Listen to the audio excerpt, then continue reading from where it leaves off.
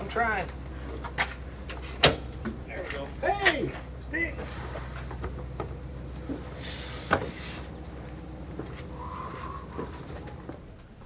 This time on Finnegan's Garage, we're working on Blasphemi, my Hemi-Powered 55 Chevy Bel Air.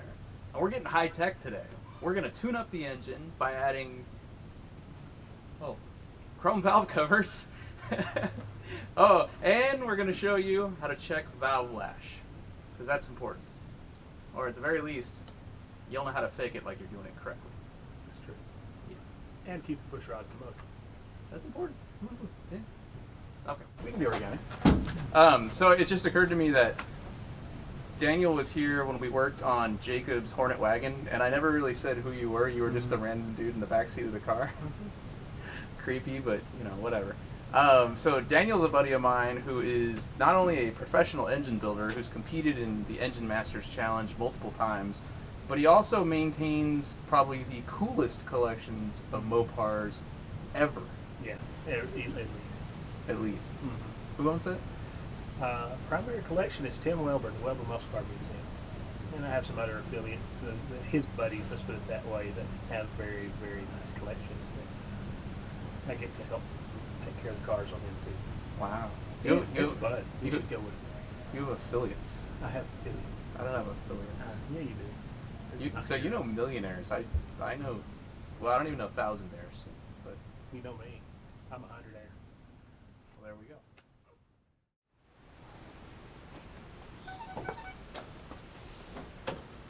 And just throw the pin on the seat there. I kind of lose them up in my pocket. Grab the side of it. Look up here. Grab it there. Okay. Pull it sideways.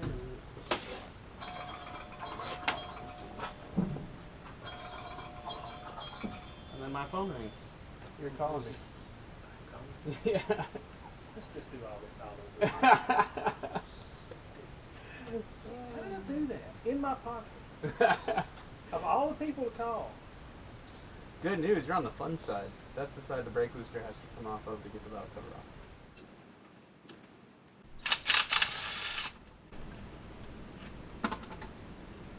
Are your quarter drive set up? Because mine doesn't want to get into some of these. Okay. 7/16. Man, you got all the nice tools. You see that snap on? And it's clean. Did you just get that? No. I just like clean tools. Take good care of your stuff.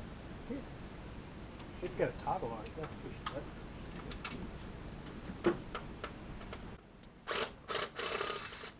And in case Snap-on is watching, Yeah. we would love a sponsor. Yeah, Snap-on. If you're watching, hook the brothers up. I got a Cornwell rollaway, a Craftsman roll around. I got everything from Harbor Freight to Matco to Snap-on tools. Nothing's matching. And that is a problem.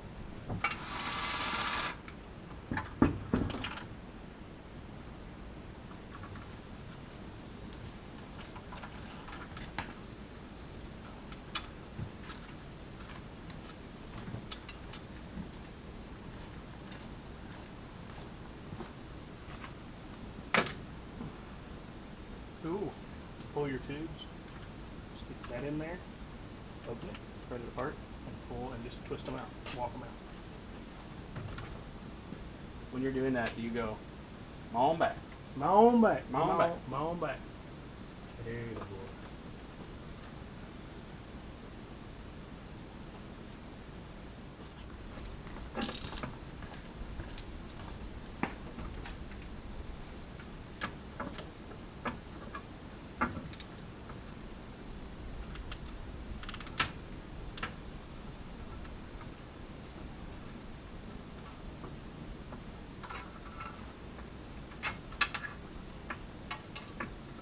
Can I help?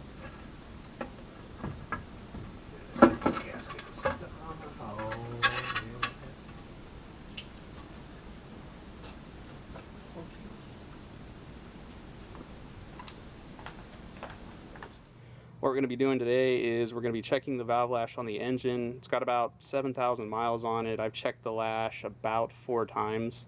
It doesn't move all that much.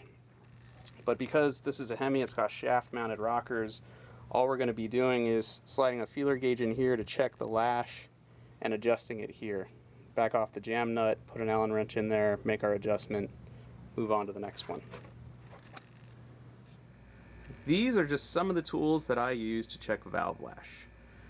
And in the case of my Hemi, I've got to pull all the spark plugs out through the valve covers before I can get the valve covers off to check the lash, which is why I'm showing you this. This is a spark plug caddy. This holds a whole lot of spark plugs, keeps them organized for you.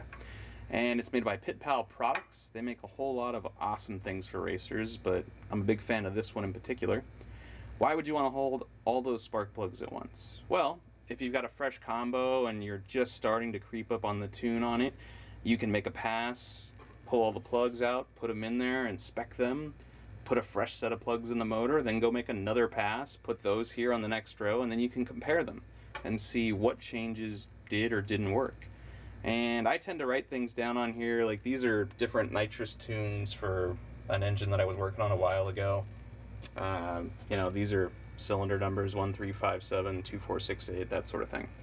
So anyway, I like the spark plug caddy. Let's see, if you're checking valve lash, then you need to reposition the motor constantly to get it in the perfect position where the valve is shut, so you can check the lash between the tip of the rocker and the tip of the valve. And there's a couple ways to do that. On the Hemi, it's got a supercharger on top with a nifty little socket inside of the upper pulley. So I'll just take all the plugs out of the motor, grab my long-handled 1/2-inch ratchet, stick it in there, and I will use this to rotate the motor. Very easy, very precise. You can do that down on the crankshaft with some motors, depending on what kind of bolt is down there. You could also use the starter motor to turn the motor over. And a couple ways to do that. You can buy a starter switch or a push button. You can use the key in the car. You can make your own button. This is just a momentary push button on a coil cord. It's from NOS. Usually you would use this to activate a nitrous system. I use it, I put a pair of alligator clips on the end of it. I use it to connect to my starter motor to turn over the engine. You just clip one alligator clip to the battery terminal on the starter motor, and then you hook the other one to the solenoid. Push the button and engine turns. It's that easy. Okay, when checking valve lash, eventually you're going to have to loosen and tighten the jam nut. This is the tool I use to do that. It's from LSM Racing Products. This is a pre-calibrated torque wrench. It's pre-calibrated from the factory to 22 foot-pounds, so you cannot over or under tighten that jam nut. If you under tighten it, it will come loose. Then your push rods fall out. Bad things happen. If you over tighten it, especially in the case of having an aluminum rocker arm, you tend to break the rocker arms down the road. Not cool. Comes with 3 different Allen wrenches to adjust the adjuster. You'll use feeler gauges to check your valve lash. This will accurately measure the distance between the rocker arm and the valve. This is another cool tool from LSM. It's an aluminum anodized handle that holds 2 feeler gauges. One for checking the exhaust valve lash and one for checking the intake valve lash. Very cool. Saves a lot of time. You don't have to have this, but it does save time, which is why I like to use it. Alright, there's the tools. Let's go work on the engine. So we're talking about valve lash, but what is valve lash? Valve lash is nothing more than a gap between all the valve train parts. In particular, when it's loaded, it's the gap that's between the roller tip of the rocker arm and the stem of the valve. And you need that there because in order for the valve to shut fully, you need some sort of gap there. If everything was completely touching at all times, the valve would never shut and everything would start to bend. So the lash is there, and it's designed by the cam grinder to allow the valve to shut fully and to work in concert with the ramp that he's ground into the lobe of the cam. So it's all there. It's all there for a reason. So your cam card or your cam grinder will tell you what your lash spec should be. There's usually 2 specs, either a hot or a cold spec. And I like to lash things cold just because if you're not good at this and you don't do it often, trying to lash valves at operating temp is difficult. By the time you rip it all apart, and let's say you don't do it according to the firing order of the motor. So let's just say you lash just this side of the motor. By the time you get to that side of the motor, the engine's cooled off a bit and the lash reading might be affected. It's especially important when you've got a really big engine, like a tall deck engine with a lot of aluminum. Say you've got an aluminum block, aluminum heads, aluminum intake, aluminum supercharger. As the engine heats, all that stuff grows and your lash amount changes. A good example of this is my old drag boat motor. The cold lash setting, gap between the valve and the roller tip, for the intake was 0.03 of an inch. That's almost nothing. But when the engine was hot, it grew all the way to 0.20 of an inch. Here.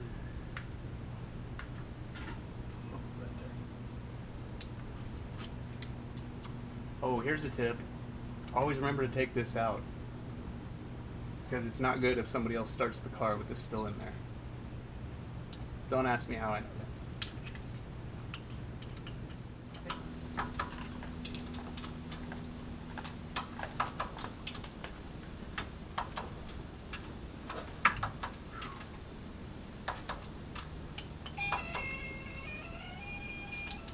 Oh yeah. What you don't know about a generally bottle opener. And it gets no better. It's classic stuff. Oh, it's classy too. Yeah, it is. You know, I never heard back from Yingling after I totally kissed their butts in one of my videos. So we're gonna go Evil Genius Brewing Company. Hook a brother up. I like your beer. Because I'm sure they watch this. Deer Park water. Hard to do. Yeah. Mm. This is how we're going to check valve lash.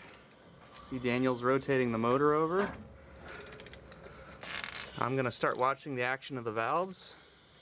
Here's one cylinder right here. Okay, stop right there. That exhaust valve just opened. Okay, the exhaust valve is opened. That means the intake, that lifter is now on the base circle of the cam. So this should be loose. Yep. See that's loose right there? The question is how loose? So we're going to stick our feeler gauge in there and we're going to measure it. That feels good. That one doesn't need adjusting. So Daniel will keep rotating the motor over. We're going to watch these. Okay. Now we're going to watch for the intake to move. We want that one to open all the way and then start shutting.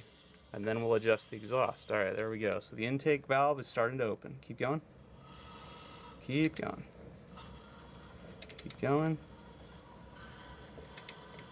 Keep going. Alright, now it's going to start closing. Keep going. A little more. There we go. Alright, that's about halfway. So now we come down to the exhaust side of things. Get out our feeler gauge. Slip it in, slight tug, okay, no adjustment on that one.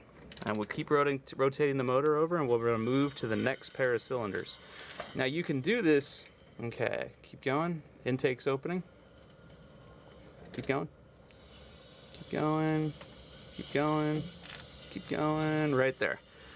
Now you can do this according to the firing order of the motor, and that will reduce the number of times you're going around the motor. That one feels, it's a little tight. No, that feels alright. If you do it according to the firing order of the motor, you can reduce the number of times that you're rotating it over. But that requires you moving from one side of the motor to the other. So I like to do it, just start on one side, stick with one cylinder, one pair of rockers, do those, then move to the next one, the next one, the next one. That almost guarantees you don't miss anything. People can come up to you and start talking to you, distract you, toss you a beer, whatever.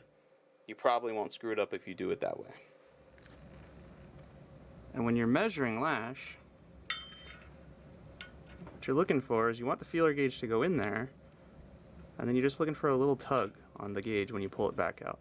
You don't want it to fall out. If you fall out, it's loose. If it won't go in, it's too tight. So this is our 14,000th feeler gauge for our exhaust, and then we've got a 12 thousandths feeler gauge for our intake. And how you adjust that on a shaft rocker system is there's a nut, a lock nut right there, and an adjuster going right down the middle of it. You can see that connects to the push rod. So Daniel, go ahead. Just gonna put that torque wrench on there. You can see how it clicks like that.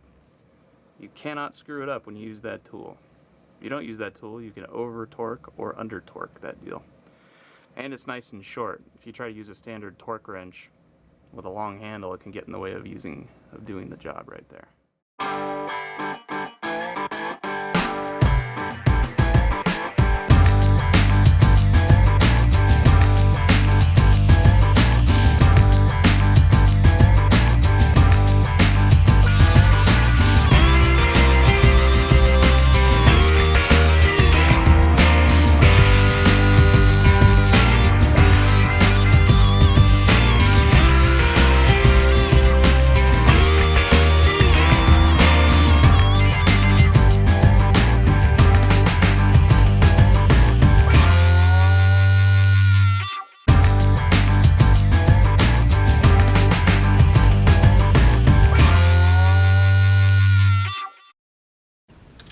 Alright, valves are lashed. Let's put shiny new valve covers on it. Yeah. How long on improvement? So, these are the Mopar Hemi 528 crate engine valve covers. Functional, yes. Lightweight, no. But they don't exactly match the 60s, late 60s vibe I'm going for. My buddy Daniel, I just chopped your head off, but because I was focused on the valve cover. Best. My brother Daniel brought these bad boys, which are cool, not just because they're chrome, but tell them why they're cool. They're cool because they are reproduction mid-60s race Hemi valve covers. Nice. And even though they're not a Chrysler part, they're as close as we can get and perfect for our application. I especially like the all-steel construction and the flange that's guaranteed to bend. Mm-hmm. And chip the chrome off. Yeah, and leak. But it looks super cool. it looks cool. That's really, at the end of the day in life, other than going fast, it's looking cool. And Looking cool. That's the most important part. most times going fast is looking cool. But we're going to glue the valve cover gaskets on now. We should. Because as often as I pull the valve covers off to check the valve lash, we should glue these fine Velcro gaskets on there. And I do take it apart often to check valve lash. And one of the reasons for that is that there's no air filters on these stacks. See that? No air filters. Now, Hilborn actually makes these really neat looking screens that go on there. And they're awesome for killing horsepower and airflow. It's amazing, actually, how effective they are at screening out birds and acorns while simultaneously knocking, about 200 horsepower out of this engine. It's dyno proven. And there's not much I can do about it other than building a box in here with a flat type element and sealing the whole thing off. And I could do that, but it just wouldn't look right with my scoop. So I figure I'll just change the oil every 500 miles and keep the horsepower and eventually rebuild the engine sooner than I normally would have. Yay. No. What's so funny? What's so funny? I'm just thinking about pry barring these nice pretty chrome valve covers off after you glue them. That's why we don't glue them to the head. No, we don't glue them to the heads. No, what I'm laughing at is that happened. Oh, recently. you had to pry bar. No. I had a phone call. So we saw your engine in magazine and said you'd glue the valve covers on and so and with 3M weather strip adhesive. Oh, They glued the valve covers to the engine, to the cylinder heads. with weather strip adhesive. No gaskets, no anything. Because they thought that's what you did? Because they thought that's what I did. That's how you keep it from leaking. How I keep things from leaking is ultra gray. This stuff is insane. I once had to pry the intake manifold off my engine. And when I mean pry, I don't mean just, a couple of pry bars and it pops off. I mean, I put a sling through the intake, lifted the motor off the ground with a cherry picker, and then stuck the pry bars in the end rails to get it to pop off. That sucker was glued on. How they fit? They fit really well other than one spot right here. We can take care of that. This is going to look so good when it's leaking everywhere. Yeah. Did it come with a breather? No. I'll have to get one of those. Let's get breathers.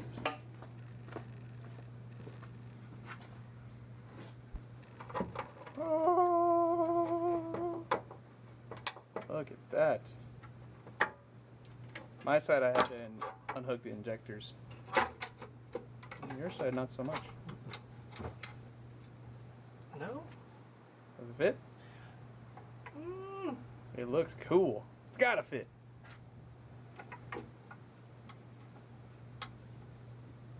You want a nut driver? Yes, I do. Okay. The tapping lip's not very tight. So these don't fit amazing. Really, there needs to be a little more clearance between the end rail of the valve cover and the intake manifold, but what are you gonna do? We're not pulling that intake off and machining it just for these valve covers. So we bent the end rail with a plier. To be honest, if it leaks, that's not the reason. They're just gonna leak anyway, which I'll be bummed about because this is one of few Hemis on the planet that has almost no oil leaks. It has one little minor drip off the pan, but other than that, it doesn't leak oil. But I think we're about to compromise that right now. This is exactly it. I believe it only has few leaks because it's owned by a boat guy. I'd be offended, but I think you just complimented me. No. Boat guys pay attention to things like the environment. Like the environment. Yeah. Exactly. All right, so here's something I wanted to show you guys. So here's how you fit a Chrysler 426 Hemi into a Chevy Bel Air. This is the factory firewall. This is the factory firewall. This is a 3-inch strip of metal that I welded in there after slicing the firewall up this seam right here and all the way across, and then I laid the whole thing back 3 inches and welded it. Not only did I have to do that, that clears the driver's side head because it's not shifted back as far as this one. But this one, I had to cut a pocket in the firewall after doing that to get the valve cover to clear right there. So, if you're ever wondering how you fit a Hemi in your Chevy, that's just one of the things you got to do. Let me say it again. The spark plug tubes don't look like they go down as far in this one as they do in the other one, but I think that's just because the other valve cover is thicker. All that matters is that that O-ring seals in there when he tightens the spark plug down. I don't know if it's going to, but I hope it does. That's right.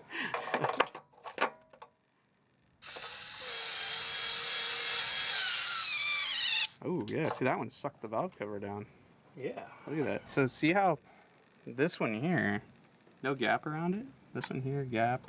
That one here, Now we're gap. at torque. Interesting. Are oil leaks sexy?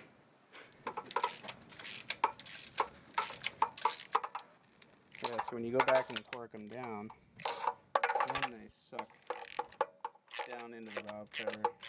It's actually bending the valve cover. That means it's sealing. That means you get stiff O-rings.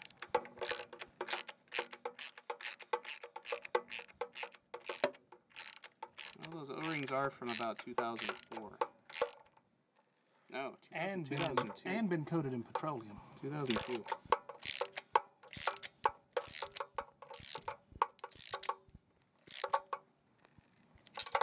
Ta-da. All right. Plug wires and we're done. Well, actually we're not done. We need to wipe the handprints off. Because, got to keep it 100. Boom goes the dynamite. Look at that. Man, that is nice. That's a sexy bitch right there. Mm-hmm. It's a Hemi. Chrome valve covers. Yeah, all we need now is a breather to puke oil onto the header and start a fire. Or the valve cover will leak so much that at wide open throttle, it'll leak onto the header and start a fire. Or it don't leak at all. I like your optimism. There is a possibility. Yeah. Slim, but possible. Let's go do burnouts. Yes, do it. Beyond the fact that they're chrome, the other thing these valve covers do have going for them is that they are baffled inside right where the breather goes. Which is great because I forgot to order breathers and we really want to go do burnouts right now. So I just zip tied a microfiber towel over the hole for the breather. And okay. Yes, sir. Well, now we have chrome valve covers and we're sure the lash is good. So it's time to do burnouts.